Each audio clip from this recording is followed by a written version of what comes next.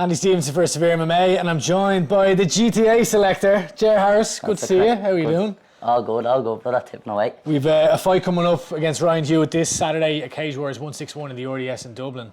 And I'm speaking to you from Team Ryano. Live from Team Ryano.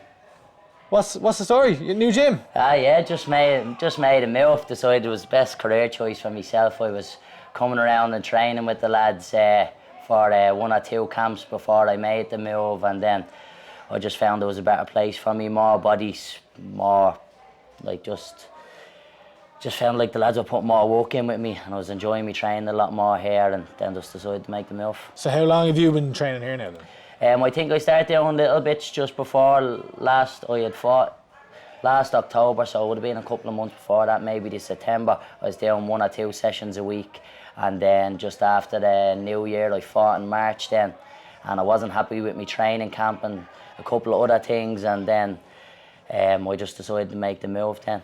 So was it, because am I right in saying, so you new gym but also new New management as new well. management. Yeah. So Anthony Pettis is the manager now, essentially, or the wider Anthony Pettis. Exactly, yeah. He's the head of the group. Anyway. And so was it, obviously you're coming off a win, fighting on APFC, but there was a loss beforehand. Was that what triggered kind of the decision to make some changes? Yeah, well, I was, you know what, I was speaking to me dad, and we were like just a couple of things and just other camps. I was like, just little things I just felt I was being let down on. I felt like some of the camps, if the lads weren't fighting, like some people weren't showing up to the gym for me, obviously playing.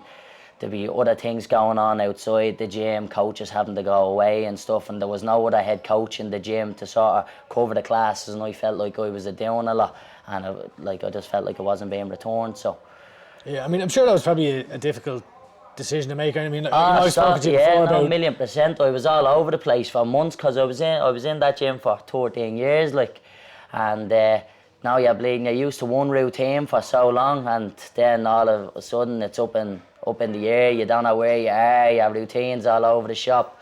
Like, obviously you have relationships with these people spanning over years. They're like bleeding family, and then obviously a couple of bad decisions are getting in the way, and then I just felt I just had to make the best decision for my career as a fighter and not looking after everybody else or anybody else's business and things like that, you know. Absolutely. I'll just get you to take one step closer. Yeah, You're in frame, but so obviously we're here now in Ryano. I see you've been doing a lot of work there with Neil Seery. Obviously you're a flyweight. Yeah. He was a flyweight. He had a great success, Cage Wars champion, UFC flyweight.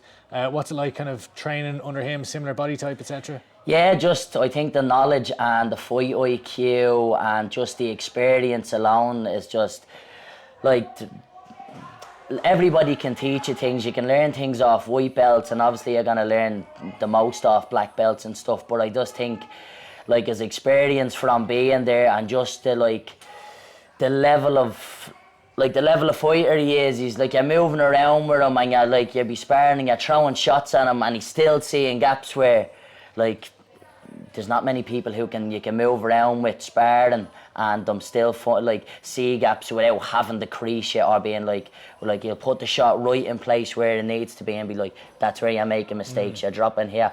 Like, I don't learn a lot off him, not technique wise, but I think it's just all the critiquing he's doing. It's like made me game go from here to here, because like that, I've been training a long time. I've been around, I've trained all over the place as well. I've moved around with high level bodies my whole life. So I know I have a good level. I believe I'm able to beat anybody. Whereas I can come up with someone of his caliber of everywhere, just his jiu-jitsu, his wrestling, his cage wrestling, his MMA expertise, just everywhere. It's just a learning curve no matter where you are. He's always able to make you better by millimeters, like that black belt level of jiu-jitsu.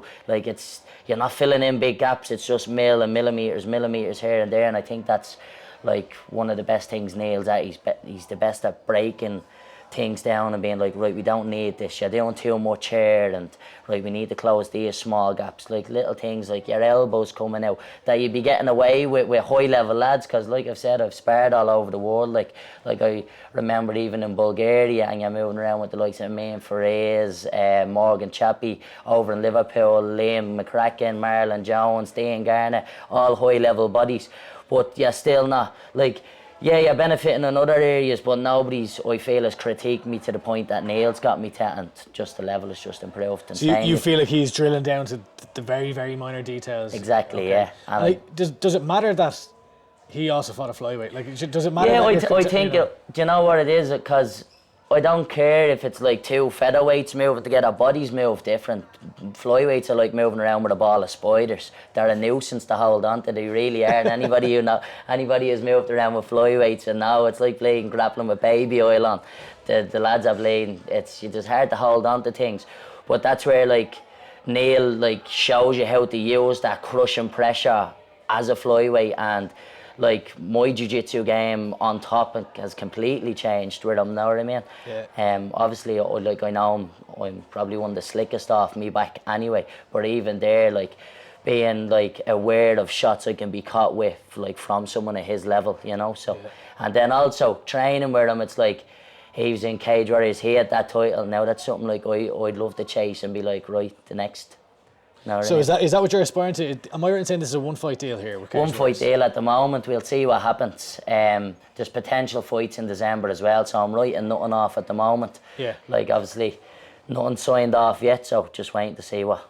December? Are you a Cage Warriors show in December or a different show? No, different show. Okay, so but if Cage Warriors come in with a nice contract after I spark this kid out, we'll see what happens. Okay, so you're kind of keeping your options open at the moment. Options open at the moment. See what happens. And is that from an activity perspective? Are you looking to stay active? Yeah, I want to stay active if I can. Like, I'd love to be in the UFC by next October. Yeah. Like, I spoke with my management and we said 8 months, and that's where I wanted to be looking, whether it's Contender Series or my first fight with the UFC there. That's my goal. Like, I'd want to be there by next October. Obviously, you made the change of the gym and the management after the loss. Taking a loss at the pro level, did you have to kind of reflect internally and look at areas that you needed to improve on as well, or? Yeah, well, I think there's always areas to improve on. Even in fights you win, know what I mean? But you're probably going to look back at them a lot less. But I think with the loss, especially being my first loss at pro, I think when I've looked back at the performance and had other people look back at the performance, I don't feel like I lost the fight, but at the end of the day, you can't turn a red to a green. Know what I mean? So it was more, I looked back and like, right, maybe there was a couple of things in the fight that held me back. Like I've spoke about before, I got a nasty cut on my eye like 3 weeks out. It stopped me doing a lot of grappling and stuff. I had to get 8 stitches on my eyelid there. And like a couple of things in the camp, I just wasn't happy with, like, bodies weren't showing up for me and stuff, and I was like, am I really gonna go through another camp like this, like trying to look after myself? And then I was obviously coming around here and I felt like I was getting all my best sessions in here, and just because like I wasn't even, like I was part of the gym, and I was part of the gym as in showing up, training with the lads. I know all the lads a long time, and like all the coaches were looking after me, so like I was like, am I really gonna be? And then as well, like Neil was like coming up and doing 2 and 3 sessions with me a week, coming up doing 10 rounds with me, whether it was like sparring or grappling rounds. And I was like, this is the place I need to be. These lads have my best interest at heart, and I'm not even a part of the team yet. Like I'm not even part of like Team Ryano, know what I mean? I was coming around for my own benefit, but also the lads were looking after me. And then I was like, when I was looking at other gyms and looking at other classes, like who would I like to be training with, because I did look at a couple of other gyms, because obviously Corda moved up to FAI and stuff. I was like, maybe up there will be good, there's lots of bodies up there, maybe CMAC, they're doing really well, but I was 100% comfortable around here. All the lads took me in as their own, and like that, like you have Andy Ryan, you have Redza, Neil Seery, Bladen, and like they're your head coaches, know what I mean? And if one of them's gone missing, the other 2 are there. If 2 of them are gone missing, you like, it's not as if you're left in bad hands. You had like Cage Warriors champ, UFC vet, Reds are a UFC vet, Andy, one of the best coaches there is, like the top coach in Ireland.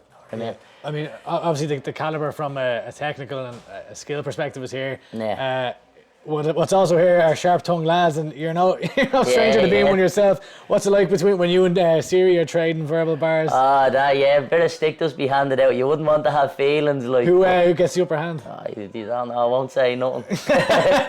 I'll get a couple of clatters during the week. That's fair enough. But look, you mentioned Curtis there. He was on the show in April in Dublin. Yeah. Obviously, this is your first time fighting under the Cage Warriors banner, but the RDS this time, are you expecting a big crowd from Ballymun to travel? Yeah, I think so far I have maybe 80 plus tickets sold. Hopefully, like, you know the way it is with fights, people don't want to be buying their tickets 5 weeks out. So I'm looking at, say, 100 plus. I thought it'd be a lot more, but because I've brought like 170 people up the north. But yeah, we'll see. I'm looking to have a big crowd. Are you looking forward to fighting in Dublin again?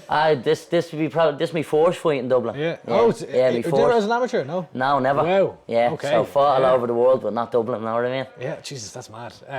Okay. And then Ryan Hewitt, what do you make of him? Like every lad at this level is gonna have a decent base. Most people who've gone pro have, like, they've been training a little while, but I just believe my skill set's gonna be too dense for anybody. Like, I believe I'm able to go in there, beat him on the feet, beat him on the floor, beat him against the cage, anywhere. What's the prediction from the GTA Selector? I reckon I'm going to pop him with a shot. He's going to scramble. I'm going to follow him down. I'm going to elbow his face in, and that'll be it. And then Cage Warriors contract off the back of that? Yeah, too right, yeah. Okay. Well, look, tune in on Saturday night at Cage Warriors 161 in the RDS Arena in Dublin. You can watch it live on UFC Fight Pass. Ger Harris taking on Ryan Hewitt, and tune in.